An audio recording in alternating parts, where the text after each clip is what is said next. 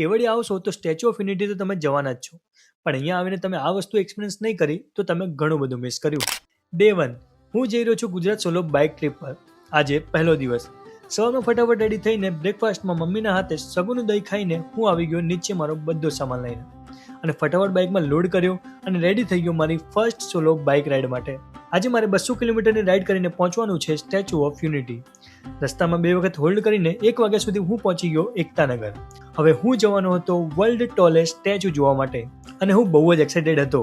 જ્યારે હું આ સ્ટેચ્યુને એકદમ નજીક ગયો ને ત્યારે ખ્યાલ આવ્યો કે કેમ આ વર્લ્ડનું ટોલેસ્ટ સ્ટેચ્યુ છે.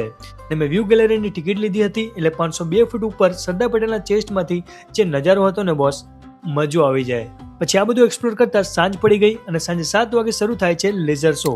આમ તો આ શો 25 મિનિટનો હોય છે, પણ મેં 15 મિનિટ જ અટેન્ડ કર્યો કારણ કે મારે જોવી હતી નર્મદા આરતી, જે 7:45 થાય છે અને એ પણ નર્મદા ઘાટ ઉપર.